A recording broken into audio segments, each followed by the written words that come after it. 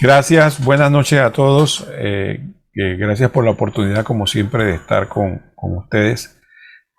Hoy tenemos un tema que tiene que ver, como ven, el fondo que tengo, que tiene que ver específicamente con la Semana Mayor, que pronto vamos a estar celebrando. Y en la Semana Mayor se habla mucho de la muerte y de la vida. Hay frases que para muchos pueden resultar un poco extrañas, ¿no? Porque hay frases que se dan en la Semana Santa que dice que Jesucristo con su muerte destruyó nuestra muerte. Entonces es un juego de palabras que ameritan que la reflexionemos. Entonces, o otras personas que hacen otro juego de palabras que dicen que con su muerte nos ganó la vida. Entonces tenemos que nosotros reflexionar acerca de estos conceptos que son muy importantes, muerte y vida, para poder entrar en este misterio de la Semana Mayor, del centro de nuestra fe, que es el Triduo Pascual, la pasión, muerte y resurrección de nuestro Señor Jesucristo. Entonces partamos del término de genérico. Nosotros entendemos genéricamente muerte como cuando la persona simplemente deja de funcionar, ¿no? Porque vamos a enfocar la muerte en cuanto al ser humano. Vamos a obviar el otro tipo de los animales y demás, las plantas, sino simplemente el ser humano. Entonces, nosotros entendemos muerte cuando la persona dejó de funcionar sus signos vitales y decimos que murió, en términos generales. Entonces, cuando una persona por alguna razón también deja de actuar en consecuencias o de realizar lo que tiene que hacer, decimos que está muerta. En ese sentido también, en sentido figurado, decimos que una persona está muerta desde que enviudó, quedó como muerto o como muerta, en el sentido de que ya no hace las cosas que se esperaba de ella o que hacía antes. Y ahí realmente también eso lo aplicamos a muchos otros aspectos, ¿no? De repente alguno dice, mi brazo quedó muerto cuando no lo puede utilizar. También en contraparte, la palabra vida, en términos generales, la utilizamos para hablar básicamente en dos conceptos. En el concepto de la existencia, en cuanto la gente dice, tengo vida, porque tiene la existencia, y entonces parte de vida como existencia, como el estar en este momento, y aquí y ahora, en lo que nosotros llamamos la vida terrena. Y también se le llama vida en un sentido de plenitud, gozo, ¿no? Es como cuando Oscar, por ejemplo, se sienta en un sillón, ¿no? Y se toma su bebida favorita y ve a su equipo favorito de fútbol ganar. Él dice que él está viviendo la vida, ¿no? Otro dirá que cuando está bailando, otro dirá cuando está en la playa, y así en varios escenarios cada quien dice, ahora estoy viviendo la vida. ¿En qué sentido?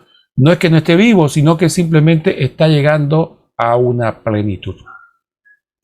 Entonces nosotros muchas veces entramos en confusiones porque le queremos aplicar estas concepciones, diríamos, mundanas o podríamos decir populares, a la terminología bíblica, que es de donde se nutre a su vez la enseñanza de la iglesia y por ende la liturgia y la terminología que usamos nosotros en la iglesia. Y por eso muchas veces se resulta extraño para nosotros este lenguaje. Entonces, para esto tenemos que entonces entrar ya en materia, que es hablar desde el punto de vista de la revelación divina, qué es la muerte, a qué se le llama muerte y a qué se le llama vida. Recordemos que ya desde el Génesis, nuestros primeros padres tuvieron que enfrentarse a una situación. Ellos estaban, nos revela la misma escritura. Por ejemplo, si buscamos en Sabiduría 2.23, nos dice la palabra de Dios, porque Dios creó al hombre para la inmortalidad y lo hizo a imagen de su mismo ser. Sabiduría 2.23. Por lo tanto, sabemos por la revelación de que Adán y Eva que estaban en el paraíso, y hago una acotación interesante. Para muchos de nosotros, cuando hablamos de paraíso, cuando se trata de Adán y Eva, generalmente cometemos el error de pensar que era el cielo. Y el paraíso, donde estaban nuestros primeros padres, Adán y Eva, no era el cielo, no era la vida terrena. ¿Por qué no era el cielo? Porque en el cielo no se puede pecar, primero. Segundo, en el cielo tampoco está Satanás. Entonces, ya con esos dos conceptos tendríamos claro de que efectivamente no era el cielo. ¿Qué es lo que es el paraíso? Podríamos decir nosotros. El paraíso era la vida terrena, tal y como Dios la concebió para los seres humanos. Entonces, durante esa vida terrena, el hombre ni la mujer o los seres humanos no estaban destinados a morir. Es decir, no iban a tener un término de la vida terrena.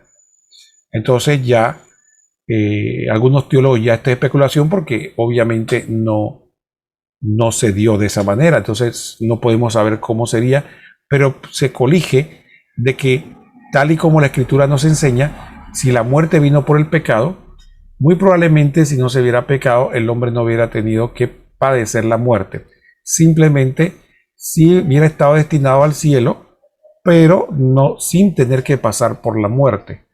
Y tendría que simplemente, como dice la palabra, que las personas que vivan cuando Jesucristo venga no tendrán que pasar por la muerte.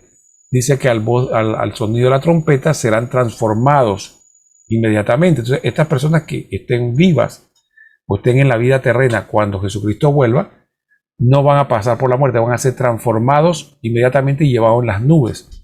Así que sabemos también por revelación que ese proceso se puede dar, de que una persona no tiene que necesariamente fallecer para entrar al cielo. Entonces, sí, entonces a partir de ahí, nuestros primeros padres cuando están en el paraíso, pecan.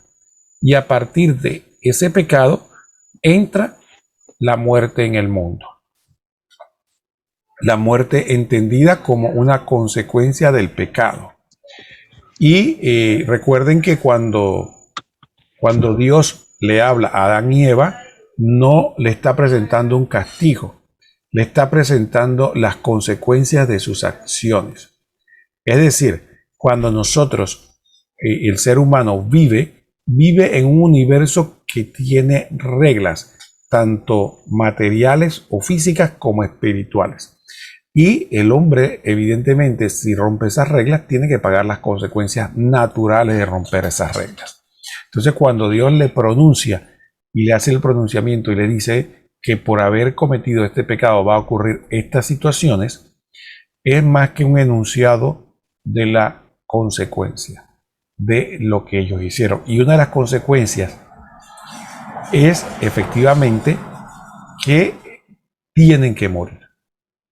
Entonces, a partir de ahí, entonces la primera interpretación es que desde el punto de vista bíblico, la muerte como tal significa separación.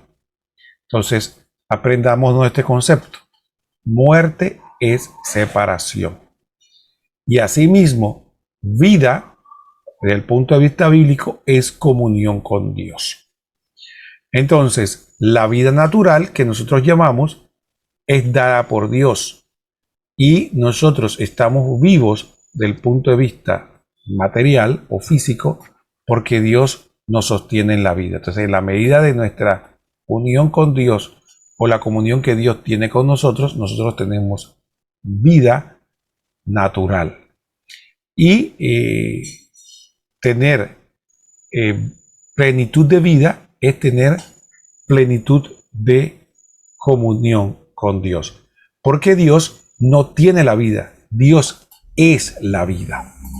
Por lo tanto, entendido los conceptos de vida como existencia y entendido los conceptos de vida como plenitud, entonces efectivamente la unión con Dios del punto de vista espiritual, recordemos que Dios es espíritu y lo que le adoramos en espíritu y en verdad. Por lo tanto, esa comunión espiritual con Dios es lo que nosotros llamamos vida. Entonces, porque Él es la vida, entonces nosotros recibimos de Dios la vida como recibimos el calor del sol. En la medida que estamos cerca del sol, recibimos recibimos sus efectos, tenemos vida. En la medida que estamos lejos del sol, estamos cada vez más alejados del calor. En términos generales, igual cada vez que estamos más lejos de Dios, estamos más lejos de la vida. Entonces, cuando nuestros primeros padres rompen su relación con Dios, inmediatamente, voluntariamente rompieron con la fuente de la vida, tanto natural como espiritual. Entonces, este es el primer concepto. Entonces, la muerte no es más que la separación de la vida, que es Dios mismo. Y como consecuencia de esa separación, el hombre tiene que padecer la consecuencia de esa separación, que es la fuente de la vida, perdón, que básicamente es las otras consecuencias que vemos que también son muerte, que es la muerte espiritual, que es la separación del hombre de su misma esencia. Recordemos que parte del pecado original que provoca lo que llamamos nosotros la concupiscencia, y es el descontrol que el hombre tiene de sí mismo. Y ese descontrol es la separación del hombre, parte de uno morirse a sí mismo, donde el hombre no tiene control de sí mismo.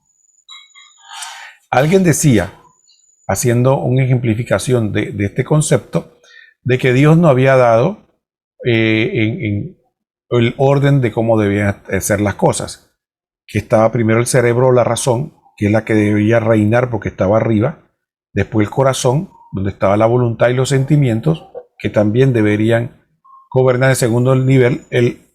Más abajo estaba el estómago, donde estaban nuestras necesidades vitales, que debían estar debajo de la razón, del corazón, y finalmente venían los órganos sexuales, ¿no?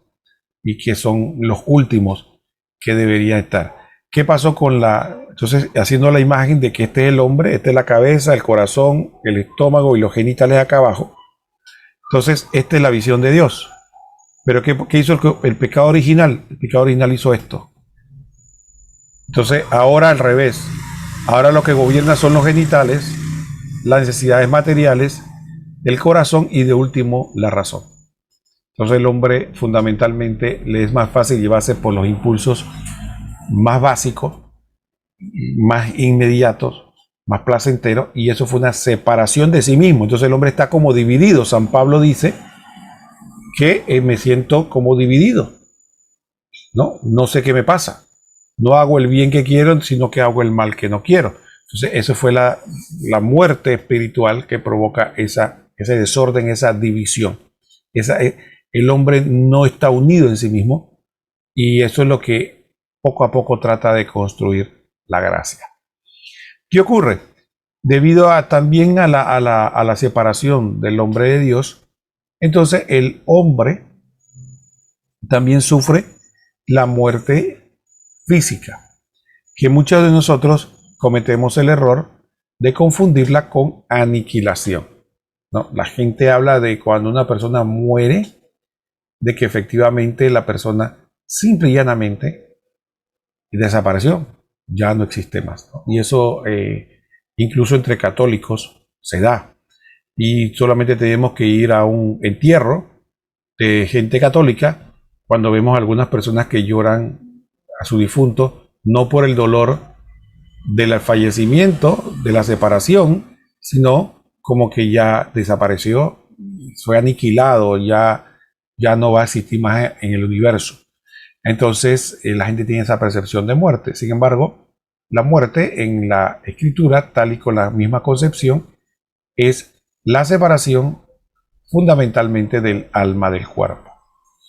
He ahí, y hago esta acotación importante, por eso la iglesia enseña, cuando vamos a hablar, por ejemplo, el Viernes Santo, la iglesia enseña de que Dios murió.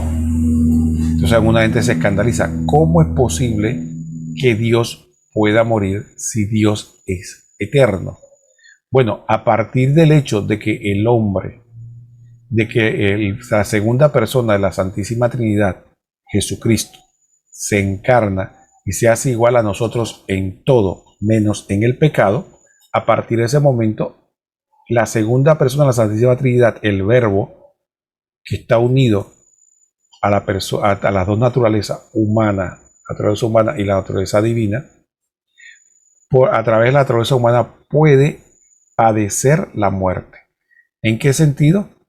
Puede el alma separarse del cuerpo, que es lo que ocurre cuando vamos a conmemorar el Viernes Santo o el Via Crucis, que decimos que Jesús dio un fuerte grito y exhaló el espíritu, otros dicen que exhaló el alma y murió, o inclinó el rostro y murió. Entonces cuando se da esa separación, el cuerpo queda en la cruz y el alma va en este caso de Jesús, va al Sheol o va a la morada de los muertos, entonces sí, efectivamente, el Verbo, del punto de vista humano, murió. Y Dios, por lo tanto, murió.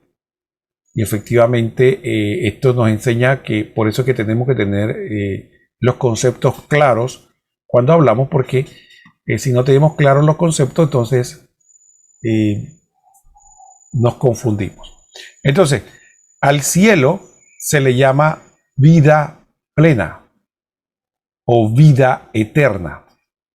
Entonces, ahí vemos que efectivamente, si el alma es inmortal y el alma, ya sea que esté en el cielo y en el infierno, no deja de existir nunca, es decir, nosotros los seres humanos, una vez somos creados, no dejaremos de existir de aquí a la eternidad, nunca más. Nosotros vamos a definir en esta vida terrena dónde vamos a pasar el resto de la eternidad. Entonces, ya sea que esté en el cielo o en el infierno viendo los destinos eternos, no, esa alma nunca deja de existir. Entonces, ¿por qué hablamos de vida eterna si no deja de morir? Porque precisamente nosotros tenemos la concepción de vida solo del punto de vista de existencia. Sin embargo, cuando decimos vida eterna, se refiere, como dijimos, a la unión plena con Dios. Esa unión plena con Dios que nos permite a nosotros no solo estar cerca de la fuente de la existencia, sino también de la fuente de todas nuestras necesidades, es decir, de la fuente de la satisfacción de todas nuestras necesidades. Entonces tenemos vida eterna, no solo la existencia, sino la plenitud de todos nuestros deseos, anhelos o todas las necesidades que podríamos tener. Por eso el Apocalipsis habla de que lo que el ojo no vio, ni el oído vio, el romano es lo que Dios tiene preparado. Y en el Apocalipsis se habla de que Dios va a enjugar toda lágrima, todo sufrimiento, todo dolor. ¿Soy yo o es Roque? ¿Que no se escucha? ¿Perdón? Yo sí lo escucho, Roque. Estamos bien. No sé, debe ser que se le abrió el micrófono. Ok. Entonces continuamos hablando de que efectivamente entonces vemos las concepciones de vida, ¿no? De vida y de muerte desde el punto de vista bíblico y por qué la iglesia habla de la muerte.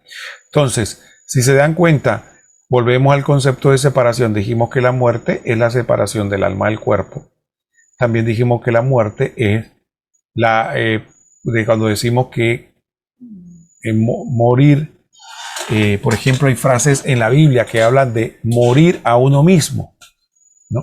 Entonces, ¿a qué se refiere? Bueno, si la muerte es la separación, efectivamente, entonces morir a uno mismo es simple y llanamente negarse, separarse de uno mismo para entregarse a los demás.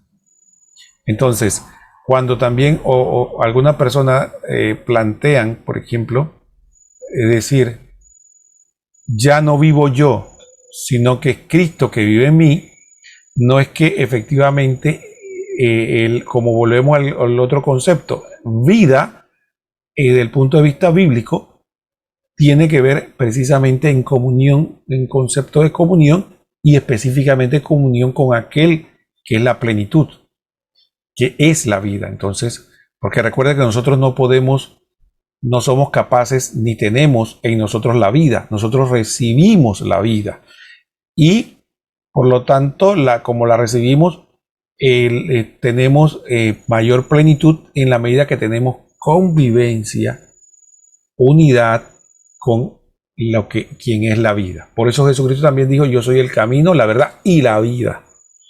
Entonces, cuando dicen yo no vivo yo, sino que es Cristo que vive en mí, es precisamente un juego de palabras que lo que pretende es decir que la plenitud de la vida está cuando tengo comunión en mi interior con Cristo.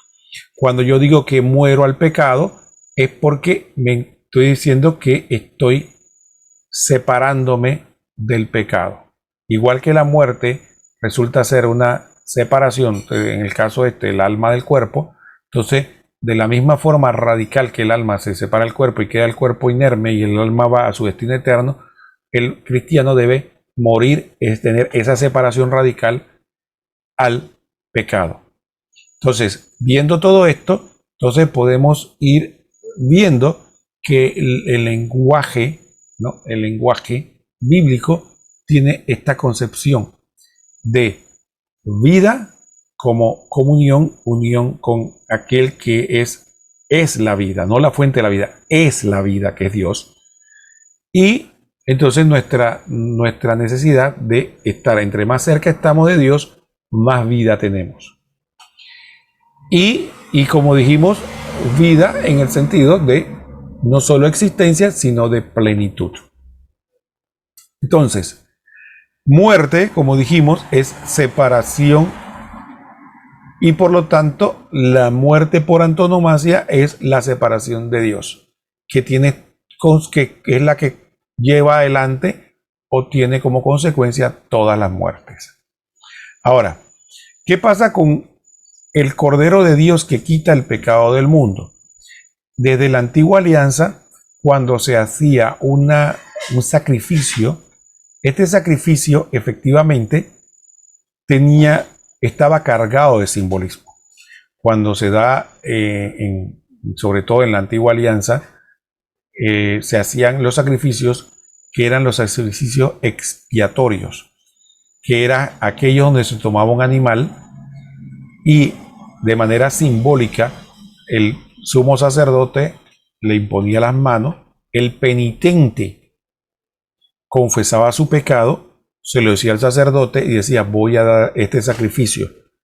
El sacerdote le imponía las manos y era como que le trasladaba su pecado al animal, que entonces era muerto, degollado, desangrado, y además era totalmente, en este caso era totalmente consumido por el fuego. Es un simbolismo de que ese pecado se le pidió perdón a Dios, se le presentó a Dios y era totalmente aniquilado, ¿no? A través de este sacrificio. Era una traslación de mi pecado al animal. Recordemos que la carta a los hebreos dice que, pero si bien es cierto que la sangre de los toros y macho cabrío no pueden perdonar los pecados, decía la carta a los hebreos, por eso Jesucristo, al no tener algo más grande que ofrecer, se ofreció a sí mismo. Entonces Jesucristo, cuando se hace el Cordero de Dios que quita el pecado del mundo, Él viene a ser ese Cordero que viene a fíjense bien, Él no viene a pagar solamente el pecado, Él viene a hacerse pecado por nosotros. Es decir, Jesucristo, que no cometió pecado, se hizo pecado por nosotros. Por lo tanto, Él asumió esa condición del animal del Antiguo Testamento, Él la asumió Él. Y le dijo al Padre que Él, los pecados que todos los hermanos, porque desde el punto de vista humano era hermano nuestro, entonces todos mis hermanos yo los voy a asumir y todo lo que tendría que pagar en justicia por esos pecados, Jesucristo lo iba a asumir para saldar la deuda. Entonces Jesucristo se hace pecado. Entonces, Él se aniquila a sí mismo, teniendo la muerte más ignominiosa y muerte de cruz, y en Él, por su muerte, entonces se aniquila el pecado. Y entonces esa muerte de Jesús es el último paso para que el pecado en justicia, salvaguardando tanto la misericordia de Dios como su justicia, entonces el pecado queda libre de nosotros, teniendo consecuencia con la tradición del Antiguo Testamento. Entonces, de esa manera, la muerte que padece Jesucristo tiene consonancia con esa separación de que hablamos, que es la muerte, que es cuando viene y Jesucristo se hace pecado y al morir separa definitivamente al hombre del pecado, o le da esa posibilidad de separarse al hombre del pecado y también de separar, diríamos, del camino que teníamos, que era como un muro que no dejaba que tuviéramos acceso al Padre. Él definitivamente derriba ese muro y nos permite acceso. De esa manera, la muerte de Cristo viene a ser la liberación del pecado, manteniendo el concepto de la separación. Entonces tiene sentido para nosotros que su muerte nos trajo la vida, porque la muerte de Él nos separó del pecado y nos da la oportunidad de que tengamos vida, es decir, acceso a Dios Padre. Entonces, ¿y por qué dice que con su muerte aniquiló nuestra muerte? Porque con esa muerte vicaria o muerte en la que representa o lleva nuestros pecados, donde separa al hombre de sus pecados, porque Él los asume, Él los lleva, entonces nos permite a nosotros, a todos los que queremos tener acceso a eso, a tener entonces la liberación de la muerte, y ya no de la muerte solamente física, sino de la muerte espiritual, que es la muerte de la separación del hombre de Dios. Entonces, a partir de ahí, podemos ver de que efectivamente el lenguaje litúrgico y el lenguaje bíblico hay que irlos desgranando para obtener entonces las concepciones. Ahora, ¿por qué también con la muerte de Cristo aniquiló nuestra muerte? No es porque no tengamos que padecer por la muerte, sino que recordemos que la muerte es la separación, sí, de algo. Entonces, primero, ¿qué aniquila? Aniquila la separación primaria y más importante, que es la separación del hombre de Dios. En esta vida y después de la muerte, en la vida eterna, para todos los que aceptan el regalo de la salvación que Cristo nos otorga. Así que sí aniquila esa muerte, que es la principal, de que es la separación de Dios, que es la vida. Pero además aniquila también la muerte física, porque si bien es cierto, nosotros padecemos la muerte física porque Dios la mantuvo como parte de las consecuencias del pecado en esta vida terrena, pero sabemos que Él al final de los tiempos va a volver a darse la resurrección de los muertos, y el modelo original, que era que nuestros cuerpos y nuestras almas se volvieran a unir, se va a dar al final de los tiempos. Por lo tanto, esa muerte viene a ser aniquilada con la resurrección, en una resurrección definitiva como la de Cristo, en la que ya el cuerpo y el alma nunca más se van a separar en toda la eternidad. Por eso dice que Jesucristo fue el primero de muchos.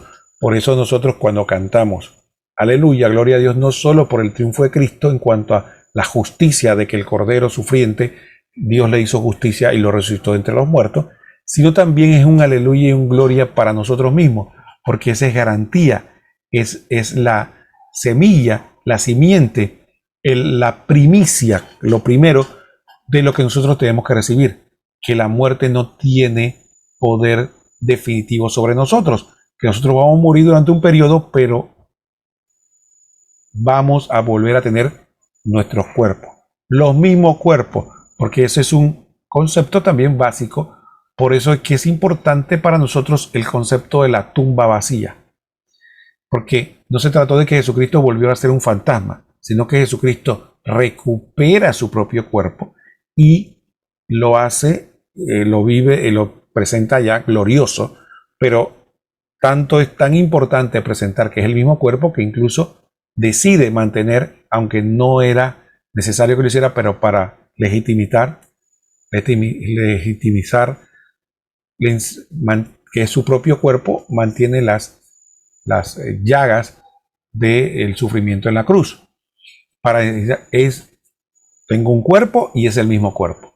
Señal de que nosotros vamos a recibir lo mismo al final de los tiempos. No vamos a recibir otro cuerpo. Vamos a recibir el mismo cuerpo, pero glorificado. De esta manera también se aniquila la muerte física. Entonces, dicho esto, para nosotros entonces en este tiempo de Cuaresma y de preparación para la Pascua, es importante todas estas concepciones de muerte, vida, muerte espiritual, muerte física, para que podamos entrar en el misterio pascual y en el misterio de la muerte de Cristo y en el misterio de la resurrección de Cristo en consonancia. Solo como un excursus antes de pasar a los textos bíblicos, fíjense lo importante de la que tenemos que tener las concepciones. Cuando Jesús muere, su alma se separa del cuerpo. El cuerpo queda en el sepulcro y su alma va y desciende al Sheol. ¿Qué es el Sheol? Era el lugar de las almas que estaban retenidas esperando la liberación de Cristo. Porque antes que Cristo saldara a la deuda, ningún justo podía ir a la presencia de Dios. Estaba en un lugar que se le llama el Sheol o los infiernos, o algunos le llamaban el seno de Abraham. Pero todos estos justos tuvieron que esperar la liberación de Cristo para poder que Él abriera las puertas del cielo. Por eso el Sábado Santo conmemoramos que Jesucristo descendió a los infiernos, al lugar de la morada de los muertos, donde estaban todos estos justos esperando la liberación de nuestro Señor. Hay un pasaje que es, cuando nosotros lo escuchamos, muchas veces no le ponemos atención. Cuando el texto dice que cuando Jesús resucita, María Magdalena lo abraza y se prenda de él, y él dice una frase que puede sonar un poco extraña, y dice, mujer, suéltame, que aún no he subido a mi Padre. ¿Cómo que no ha subido a su Padre? Eso significa que él estaba durante ese tiempo en la presencia, como el alma de Cristo, estaba con los almas de los difuntos del Antiguo Testamento, los justos que estaban esperando la liberación. Su alma vuelve a su cuerpo resucita, y entonces se le manifiesta a las primeras mujeres y le dice, ahora voy a ir al Padre en cuerpo y alma, a la presencia, o sea, es decir, ahora sí, al cielo, que es la comunión plena con Dios. Entonces, dicho esto, entonces, por eso, en la iglesia se enseña, y ya para que ya vamos revelando el misterio, se habla de 3 muertes. Entonces ya hemos visto que la muerte física, no lo vamos a explicar mucho porque creo que eso lo sabemos muy bien. La muerte física es la separación del alma del cuerpo. Definitivamente, por ejemplo, San Pablo, nuestro Señor nos dice en Mateo 10:28 lo siguiente: y no temas a los que matan el cuerpo, pero no pueden matar el alma, porque efectivamente el alma es inmortal. Por eso es importante que tengamos bien claro que por ello la muerte es separación, porque el hombre es cuerpo material, alma espiritual en unidad de persona. Entonces lo que muere es la persona en cuanto a que la persona se separa y es una separación radical. He ahí la repulsión que le tenemos todos de manera natural a la muerte, porque nuestra naturaleza reclama que el cuerpo y el alma estén unidas, porque así somos creados. Esa es nuestra misma esencia. Entonces, el alma ni desea separarse del cuerpo, ni el cuerpo desea que el alma se separe de él. Entonces, por eso hay una especie de angustia existencial, una angustia natural a esa separación. Entonces, efectivamente, es natural esa cierta aversión que tenemos a la muerte, a pesar que nos puedan decir que del otro lado nos espera algo muy bueno, pero no es porque rechacemos lo bueno o porque, digamos, de alguna manera seamos cobardes, sino porque es natural, porque no sería natural desear, ¿no? Desear separarse. Fíjense que San Pablo lo describe muy bien. San Pablo dice que se siente dividido. Por un lado quisiera ir para estar con Cristo, que es mucho lo mejor, pero por otro lado quisiera quedarme contigo, porque con ustedes, para su edificación, porque efectivamente esa es la dualidad de todo buen católico. Por un lado está el hecho de que quedarse aquí en la tierra con sus familiares o seres queridos y tener el alma y el cuerpo unidos es lo más natural y deseable, pero también nos dicen que podemos tener plenitud con Dios después de la muerte. Entonces hay una cierta dualidad ahí, una cierta dualidad que es natural. Si no fuera así, todas las personas cuando van a morir estuvieran celebrando y diciendo qué alegría, alégrense conmigo que voy a morir. Y eso no es lo natural, porque efectivamente no es no es lo de propio de nuestra esencia. Entonces, por lo tanto, siempre tengamos bien presente que la muerte, ¿no? La muerte viene a traer este concepto. Entonces, por lo tanto, siempre tengamos presente este concepto de muerte y creámoslo, porque tenemos que tener fe.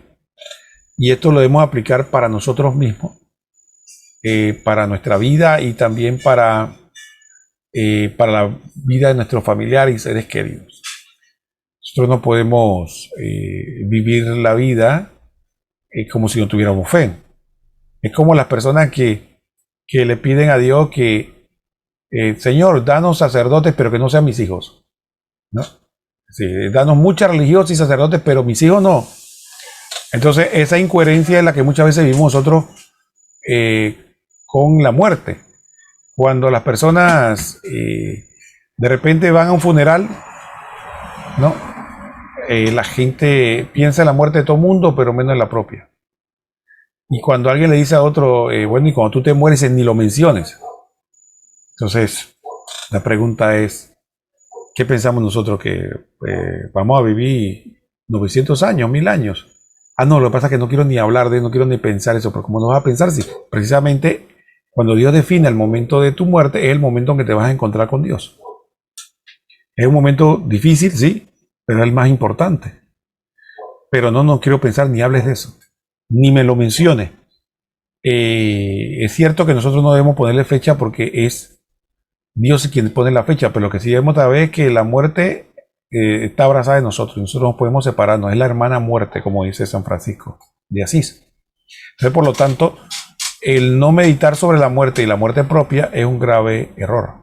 A tal punto que San Juan Bosco a sus muchachitos, sus niños, jóvenes, le decía las buenas noches era que meditaran si se acostaban y no se despertaban al día siguiente, si ellos pensaban que se iban a ir al cielo o no. Esta noche podemos hacer ejercicio, ¿no? Acostarnos y pensar sinceramente, si yo no abro los ojos mañana, en la mañana, ¿me voy a ir al cielo? ¿O no estoy seguro? Entonces, si no estoy seguro, debemos tomar carta en el asunto rápido. Entonces, efectivamente, sí, la muerte. Entonces, ¿qué ocurre? Ese es con la muerte personal, pero con la muerte de los seres queridos igual. Gente que tiene mucha fe, dicen que tiene mucha fe, pero cuando se le muere un ser querido, entonces comienzan a preguntarle por qué Dios me quitó fulano, o por qué hay gente tan mala que... Entonces le preguntamos, ¿usted cree que no está en el cielo? Usted piensa que se fue. No, yo pienso que está con el Señor. Entonces, ¿por qué le cuestiona a Dios si pasó a mejor vida? ¿Por qué sufrimos tanto si pasó, si creemos que está en el cielo? O por lo menos está en camino al cielo, que con mucho es mejor que esta vida, que oramos y decimos que es un valle de lágrimas. Pero entonces, ¿nos creemos realmente lo que nos enseña la iglesia o lo decimos los dientes para afuera? Como decía yo el ejemplo. Sí, que haya muchos y santos sacerdotes, pero que no sean mis hijos, ¿no? Ni que no sean mis hijas, las religiosas. Entonces, igual pasa con este tema, por eso es que este tema tiene siempre sus connotaciones, ¿no? Y pensemos, ¿no? Pensemos en la muerte de papá, de mamá, de hermanos, de hijos, y veamos qué connotación le damos. Ahora, hay otra muerte que muchas veces nosotros no le ponemos atención, que es la muerte espiritual. Ya hablamos un poco acerca de esto en cuanto al tema de Adán y Eva, que cuando ellos cometieron el primer pecado, quedaron lo que se llama muertos espiritualmente. Entonces, ¿por qué? Porque quedaron por el pecado separados de Dios. De ahí viene la palabra mortal, pecado mortal, porque es un pecado que es capaz de separarme de Dios, y esa separación de la vida es la muerte. Por eso es que es ese binomio, ¿no? O estás en la vida o estás en la muerte. Entonces, estar en la vida, estar unido a Dios, estar en la muerte, estar separado de Dios. Entonces, cuando un pecado me separa de Dios, o muchos pecados me separan de Dios, yo estoy en la muerte, pero en la muerte espiritual. Entonces, por eso es que nos confundimos, porque si el espíritu es inmortal, ¿por cómo puede estar muerto? No, porque es que el concepto de muerte no es que esté aniquilado o deje de existir. El concepto de muerte es que está separado. Entonces, por lo tanto, la muerte espiritual es la separación de Dios. Entonces, a partir de ahí, entonces siempre sabemos que lo que dice, por ejemplo, un texto, ¿no? Que es un juego de palabras muy típico que se usa en las predicaciones, en la Biblia, en la iglesia, y donde se habla de personas que están vivas del punto de vista natural, pero que están muertas del punto de vista espiritual. En 1 Timoteo 5:6 se habla de que había viudas que efectivamente, como sabían que la comunidad la sostenía, había viudas que en vez de tener una vida virtuosa, lo que se dedicaba era a la vida libertina. Entonces, San Pablo la censura y llega a decirle a Timoteo que esas viudas tengan cuidado de que la comunidad no esté sosteniéndole a través de una vida para permitirle esa vida libertina. Entonces dice, habla de la viuda y dice lo siguiente: la que en cambio está entregada a los placeres, aunque viva, está muerta. ¿Ven el juego de palabras? Está viva, obviamente en su vida natural, pero está muerta. ¿De qué punto? Del punto de vista espiritual, ¿no? Están muertos. Entonces, dice Santiago 1:15, que hace una descripción de cómo se engendra esa muerte espiritual. Después la concupiscencia, que fue lo que hablamos nosotros, que es el desorden propio de nuestra naturaleza debido al pecado original. Después la concupiscencia, cuando ha concebido, da a luz el pecado. Y el pecado, una vez consumado, engendra muerte. No, efectivamente. Y él se refiere no a la muerte física, que sabemos que el pecado engendró la muerte física, pero se refiere ahora de una muerte más inmediata, más directa, que es la muerte espiritual, que es la separación del alma del cuerpo. Ahora vamos a hablar de la tercera muerte. ¿Cuál es esa muerte? Bueno, esta es lo que, curiosamente, para muchos incluso le puede confundir más, porque entonces dice que es la segunda muerte. ¿Por qué? Porque nosotros sufrimos una muerte primera, que es la muerte física, que es la separación del alma del cuerpo. Esa muerte es, si nosotros morimos, si estamos muertos espiritualmente, es decir, morimos en pecado mortal, como aprendimos, ya no solo sufrimos solo esa muerte física, que es la separación del alma del cuerpo, sino que debido a que el espíritu está muerto por su separación de Dios por el pecado, entonces sufre lo que se llama la segunda muerte, que es ya la separación eterna de Dios. Y entonces a eso se le llama la segunda muerte, o algunos prefieren llamarle el infierno. Lo dice, por ejemplo, dice aquí el texto, Apocalipsis 2:11. El que tenga oído, oiga lo que el Espíritu dice a la iglesia. El vencedor no sufrirá daño de la muerte segunda. Y en Apocalipsis 20:14-15 dice, la muerte y el Hades fueron arrojados al lago de fuego. Este lago de fuego es la muerte segunda. Y el que no se halló inscrito en el libro de la vida fue arrojado al lago de fuego. Entonces, esta muerte segunda fundamentalmente ya es la eternidad de la vida, es decir, la eternidad separado de la vida, separada de Dios.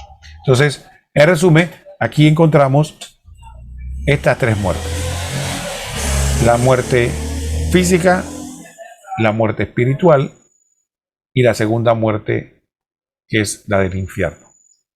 Entonces, la cruz que está detrás de mí es la única que nos puede librar de estas tres muertes. Y es la única que nosotros, en ese misterio que vamos a vivir, donde Dios manifestó su amor de manera inconmensurable por cada uno de nosotros, vino Jesucristo a morir por nosotros y en vez de nosotros, y hacerse pecado por nosotros, para que con su muerte pudiera aniquilarse estas tres muertes: la muerte física, la muerte espiritual y la segunda muerte. Todos tenemos acceso a la liberación de esa muerte, porque ya Jesucristo pagó la deuda. Sin embargo, la iglesia nos enseña, siempre recordemos eso, la iglesia nos enseña que hay una redención objetiva y hay una redención subjetiva. La redención objetiva es que ya Jesucristo pagó de una sola vez y para siempre por todos los pecados de la humanidad, desde Adán hasta el último hombre, de manera sobreabundante. Así que los hombres no podremos pecar lo suficiente para acabar con la gracia, la misericordia y el perdón que Jesucristo nos ganó en la cruz. No, jamás el hombre va a poder pecar por encima del amor, la misericordia y la salvación que Cristo nos ganó. Esa es la redención objetiva. Así que todos tenemos acceso irrestricto a la salvación. Pero hay la redención subjetiva. Entonces, es quien se apropia de esa salvación, quien hace suya esa salvación, que tiene que ser una decisión propia, personal. Entonces, ahí está la salvación, pero si yo no me apropio de ella, como estaba en una de las lecturas, que casualmente creo que de hoy, Jesucristo le decía a los judíos, ustedes morirán en sus pecados. Van a morir en sus pecados. Entonces, ahí vemos claramente que el mismo Jesús estaba declarando que no iban a aprovecharse de la salvación. Hoy día, muchas personas están yéndose al infierno porque nadie se sacrifica por ellos, nos dice nuestra madre en Fátima. Muchas personas están sufriendo la muerte segunda, están viviendo en pecado mortal, tienen la muerte espiritual y lamentablemente van a sufrir la muerte física en ese lamentable estado, porque nosotros, que somos el ejército de Dios, no estamos haciendo nuestro trabajo. Quiero cerrar esta reflexión recordando la responsabilidad que tenemos cada uno de nosotros. A mí me gusta la figura que le escuché a un predicador, por eso la repito. Mi hijo me dice que te la copiaste de él. Yo sí, me la copié porque me encantó. Él dice que los católicos, la iglesia católica, nosotros somos como el ejército del mundo. Cuando en un país, usted se da cuenta, en un país hay un ejército, no son todo el país, solo es un porcentaje de la población el ejército. Sin embargo, ese ejército está ahí ¿para qué? Para salvaguardar y defender y dar la vida por el resto. Y en caso de un ataque, de un peligro, una situación, ellos están ahí para salvar a que los otros se salven. Entonces, ese es el papel nuestro como católicos, no para nuestro país, para el mundo entero. Entonces, cuando Dios nos llamó a ser parte de su milicia. Nosotros somos la iglesia militante. Entonces, no estamos aquí para solamente ver por la salvación mía y de mi papá, mi mamá, mis hijos, mi esposo, la gente que yo quiero. Nosotros estamos aquí para velar por la salvación de todos. Y la Virgen nos dijo que había una llave fácil para nosotros para ayudar a que más almas alcancen la misericordia de Dios, y es sacrificarnos por ella. Fátima, por eso que dicen que el mensaje de Fátima es más actual hoy más que ayer. Y recuerden la oración que nos enseñó en cada misterio del Santo Rosario. Liberemos a nuestros hermanos de las tres muertes: la muerte física, la muerte espiritual y la muerte eterna. Oh Jesús mío, perdona nuestros pecados, líbranos del fuego del infierno, lleva al cielo a todas las almas, especialmente a las más necesitadas de tu divina misericordia. Ha sido un verdadero placer estar con todos ustedes. Que el Señor los bendiga.